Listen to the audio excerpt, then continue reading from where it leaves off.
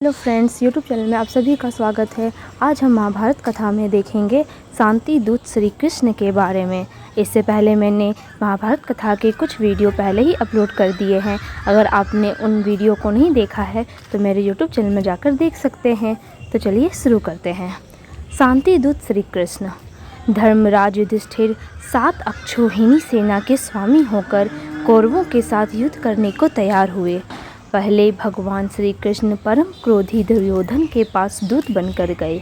उन्होंने 11 अक्षौहिणी सेना के स्वामी राजा दुर्योधन से कहा, राजन, तुम युधिष्ठिर को आधा राज्य दे दो या उन्हें 5 ही गांव अर्पित कर दो, नहीं तो उनके साथ युद्ध करो।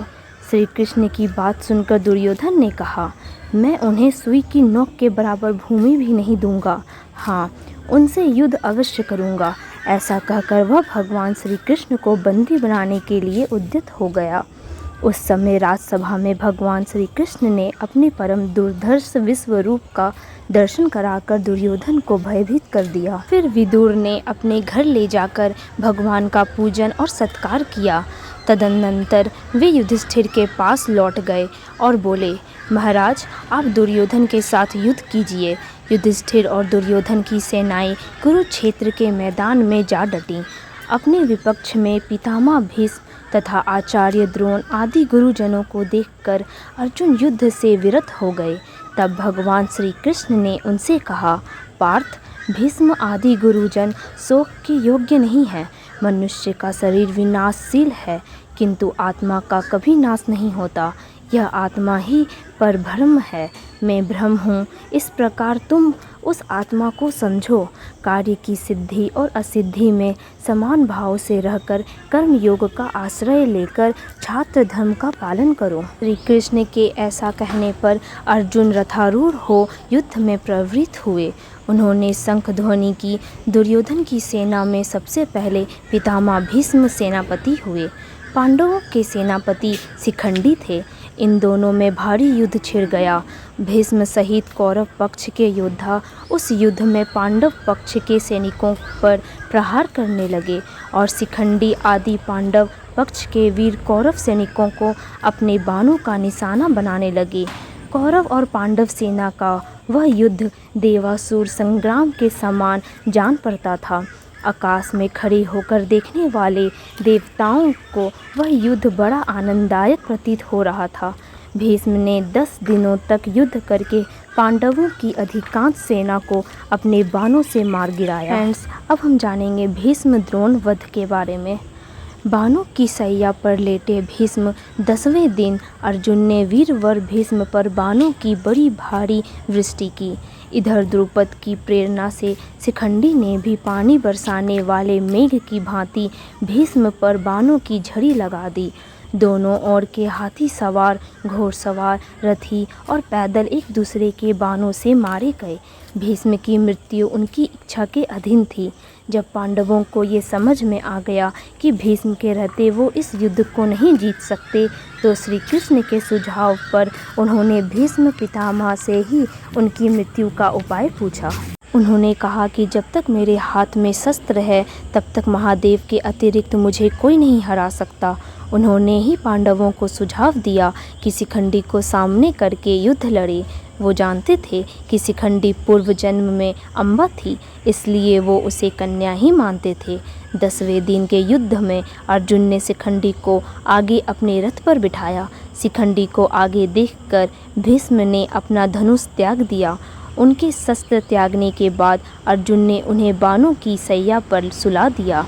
वे उत्तरायण की प्रतीक्षा में भगवान विष्णु का ध्यान और स्तवन करते हुए समय व्यतीत करने लगे।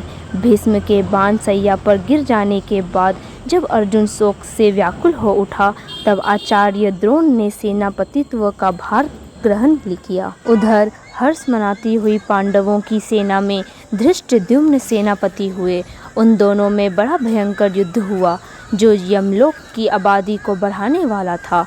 13वें दिन के युद्ध में कौरव सेना के प्रधान सेनापति गुरु द्रोणाचार्य द्वारा युधिष्ठिर को बंदी बनाने के लिए चक्रव्यूह की रचना की गई।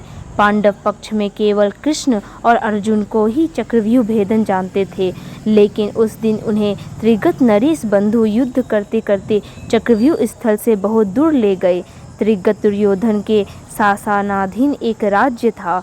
अर्जुन पुत्र अभिमन्यु को चक्रव्यूह में केवल प्रवेश करना आता था, उससे निकलना नहीं, जिसे उसने तब सुना था जब वह अपनी माता के गर्भ में था और उसके पिता अर्जुन उसकी माता को यह विधि समझा रहे थे और बीच में ही उन्हें नींद आ गई। लेकिन जैसे ही अभिमन्यु ने चक्रव्यूह में प्रवेश किया, सिंधु नरेश जयद्रथ ने प्रवेश मार्ग रोक लिया और अन्य पांडवों को भीतर प्रवेश नहीं करने दिया। तब शत्रु चक्र में अभिमन्यु अकेला पड़ गया। अकेला होने पर भी वह वीरता से लड़ा और उसने अकेले ही कौरव सेना के बड़े बड़े योद्धाओं को परास्त किया, जिनमें स्वयं कर्ण, द्रोण और दुर्योधन भी थे। कर्ण और दुर्योधन ने गुरु द्रोण के निर्देशानुसार अभिमन्यु का वध करने का निर्णय लिया। कर्ण ने बाण चलाकर अभिमन्यु का धनुष और रथ का एक पहिया तोड़ दिया, जिससे वह भूमि पर गिर पड़ा और अन्य कौरवों ने उस पर आक्रमण कर दिया।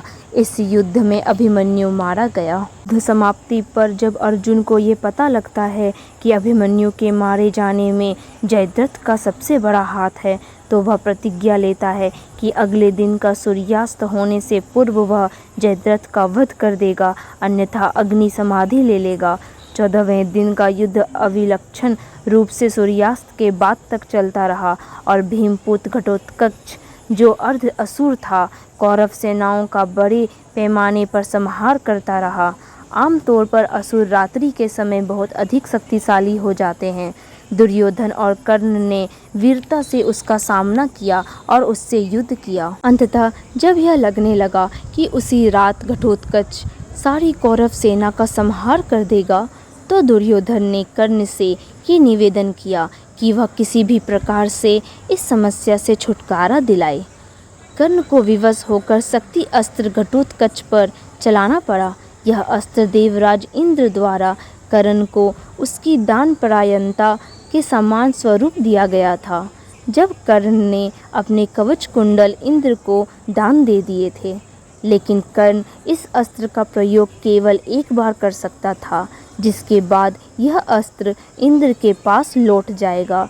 इस प्रकार शक्ति अस्त्र का प्रयोग घटोत्कच पर करने के बाद वह इसे बाद में अर्जुन पर ना कर सका। विराट और द्रुपद आदि राजा द्रोण रूपी समुद्र में डूब गए। उस समय द्रोण काल के समान जान पड़ते थे। इतने ही में उनके कानों में यह आवाज़ आई कि अश्वत्थामा मारा गया। इतना सुनते ही आचार्य द्रोण ने अस्त्र शस्त्र त्याग दिए। ऐसे समय में धृष्टद्युम्न के बाणों से आहत होकर वे पृथ्वी पर गिर पड़े। अब हम जानेंगे कर्ण और दुर्योधन वध के बारे में। द्रोण बड़े ही दुर्धर्ष थे। वे संपूर्ण क्षत्रियों का विनाश करके 5वें दिन मारे गए। दुर्योधन पूर्ण शोक से आतुर हो उठा। उस समय कर्ण उसकी सेना का कर्णधार हुआ। पांडव सेना का आधिपत्य अर्जुन को मिला। कर्ण और अर्जुन में भांति भांति के अस्त्र शस्त्रों की मार काट से युक्त महाभयानक युद्ध हुआ, जो देवासुर संग्राम को भी मात करने वाला था। कर्ण और अर्जुन के संग्राम में कर्ण ने अपने बाणों से शत्रु पक्ष के बहुत से वीरों का संहार कर डाला। 17वें दिन से पहले तक कर्ण का युद्ध अर्जुन के अतिरिक्त सभी पांडवों से हुआ।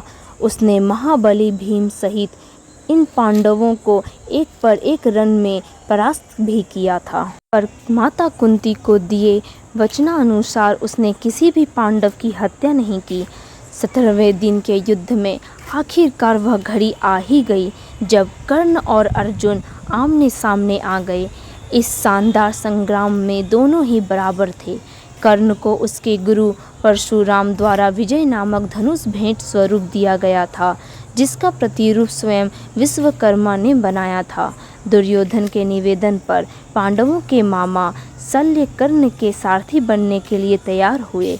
दरअसल अर्जुन के सारथी स्वयं श्री कृष्ण थे और कर्ण किसी भी मामले में अर्जुन से कम ना हो, इसके लिए शल्य से सारथी बनने का निवेदन किया गया, क्योंकि उनके अंदर वे सभी गुण थे जो एक योग्य सारथी में होने चाहिए। के दौरान अर्जुन के बाण कर्ण के रथ पर लगे और उसका रथ कई गज पीछे खिसक गया, लेकिन जब कर्ण के बाण अर्जुन के रथ पर लगे तो उसका रथ केवल कुछ ही बालीसत हथेली जितनी दूरी दूर खिसका। इस पर श्री कृष्ण ने कर्ण की प्रशंसा की। इस बात पर चकित होकर अर्जुन ने कर्ण की इस प्रशंसा का कारण पूछा, क्योंकि उसके बाण रथ को पीछे खिसकाने में अधिक प्रभावशाली थे। तब कृष्ण ने कहा कि कर्ण के रथ पर केवल कर्ण और शल्य का भार है, लेकिन अर्जुन के रथ पर तो स्वयं वे और हनुमान विराजमान है। और तब भी कर्ण के उनके रथ को कुछ बालीसत पीछे खिसका दिया। इसी प्रकार कर्ण ने कई बार अर्जुन के धनुष की प्रत्यंचा काट दी, लेकिन हर बार अर्जुन पलक झपकते ही धनुष पर प्रत्यंचा चढ़ा लेता। इसके लिए कर्ण अर्जुन की प्रशंसा करता और शल्य से कहता है कि वह अब समझा कि क्यों अर्जुन को सर्वश्रेष्ठ धनुर्धर कहा जाता है। कर्ण और अर्जुन ने दैवीय अस्त्रों को चलाने के अपने अपने ज्ञान का पूर्ण उपयोग करते हुए बहुत लंबा और घमासान युद्ध किया। कर्ण द्वारा अर्जुन का सिर धड़ से अलग करने के लिए नागास्त्र का प्रयोग किया, लेकिन श्री कृष्ण द्वारा सही समय पर रथ को भूमि में थोड़ा सा धंसा लिया गया, जिससे अर्जुन बच गया। इससे नागास्त्र अर्जुन के सिर के ठीक ऊपर से उसके मुकुट को छेदता हुआ निकल गया। नागा अस्त्र पर उपस्थित अश्वसेना नाग ने कर्ण से निवेदन किया कि वह उस अस्त्र का दोबारा प्रयोग करे, ताकि इस बार वह अर्जुन के शरीर को भेदता हुआ निकल जाए। लेकिन कर्ण माता कुंती को दिए वचन का पालन करते हुए उस अस्त्र के पुनः प्रयोग से मना कर देता है। यद्यपि युद्ध गति रोधपूर्ण हो रहा था, लेकिन कर्ण तब उलझ गया जब उसके रथ का एक पहिया धरती में फंस गया। धरती माता के श्राप के कारण वह अपने को दैवीय अस्त्रों के प्रयोग में भी असमर्थ पाता है, जैसा कि उसके गुरु परशुराम ने श्राप दिया था। तब कर्ण अपने रथ के पहिए को निकालने के लिए नीचे उतरता है और अर्जुन से निवेदन करता है कि वह युद्ध के नियमों का पालन करते हुए कुछ देर के लिए उस पर बाण चलाना बंद कर दे। तब श्री कृष्ण अर्जुन से कहते हैं कि कर्ण को कोई अधिकार नहीं है कि वह अब युद्ध नियमों और धर्म की बात करे, जबकि स्वयं उसने भी अभिमन्यु वध के समय किसी भी युद्ध नियम और धर्म का पालन नहीं किया था। उन्होंने आगे कहा कि तब उसका धर्म कहाँ गया था जब उसने दिव्य जन्मा द्रौपदी को पूरी कुरु सभा के समक्ष वेश्या कहा था। द्युत क्रीड़ा भवन में उसका धर्म कहाँ गया था। इसलिए अब उसे कोई अधिकार नहीं कि वह किसी धर्म या युद्ध नियम की बात करे। और उन्होंने अर्जुन से कहा कि अभी कर्ण असहाय है, ब्राह्मण का श्राप फलीभूत हुआ, इसलिए वह उसका वध करे। श्री कृष्ण कहते हैं कि यदि अर्जुन ने इस निर्णायक मोड़ पर अभी कर्ण को नहीं मारा तो संभवतः पांडव उसे कभी नहीं मार सकेंगे और यह युद्ध कभी भी नहीं जीता जा सकेगा। तब अर्जुन ने एक दिव्य अस्त्र का उपयोग करते हुए कर्ण का सिर धड़ से अलग कर दिया। कर्ण के शरीर के भूमि पर गिरने के बाद एक ज्योति कर्ण के शरीर से निकली और सूर्य में समाहित हो गई। तदनंतर राजा शल्य कौरव सेना के सेनापति हुए, किंतु वे युद्ध में आधे दिन तक ही टिक सके। दोपहर होते होते राजा युधिष्ठिर ने उन्हें मार दिया। आशा करती हूँ कि आपको यह कहानी काफ़ी पसंद आई होगी। अगर आपको कहानी पसंद आई है तो आप इसे लाइक करें, शेयर करें और रोज़ाना कहानियाँ सुनने के लिए मेरे YouTube चैनल को भी सब्सक्राइब करें। धन्यवाद।